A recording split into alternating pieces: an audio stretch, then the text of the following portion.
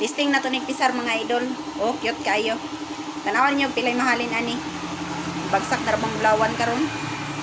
Same process lang gyapon mga idol, butangan gyapon nato nagburaks ay haibutang atong bulawan nya kalayuhan sa katamtaman lang kalayo. Sa dili pa kabalo moloto og bulawan, ayaw ginadritso hag sentro na sa kalayo ang imong bulawan. Kay kung imuhan ang sentrohon, naay posibilidad nga mga lagpot na siya kay wala pa man mubaga. Parehaan niya akong giluto o gamay kayo nyag malagputan niya, wala na mabilin. Inigbaga na gani ang bulawan, pwede na sentrohon parehaan ni o nya. Inigdayog silaw niya, butangan day nimo nagburaks aron dali mga tanggal ang hugaw. Ug sa mga nangutana og asa palito ng buraks, wala po ko kabalunog asa na siya paliton. Kay diri sa mong baligyanan libre lang ang pagluto, apil ang buraks. Ug nahuman nagyug luto mga idol, ato na ning sandukon sa kutsara. Ginahinay gid nako ning sandok mga idol kay di punta magdali ani kay patira bang gamaya ug mahulog adi na gyud ni makit-an. Ug mao na ni siya mga idol, inani yang itsura pag naluto na. Ang ingon ani kagamyan mga idol, nitimbang din ni siya og 0.2 mg. Unya 6,300 ang gramo. So nihalin siya 1,260. Gamay ra man ni para sa uban mga idol pero dako na kay ni para sa kuan. Sulbad ng panood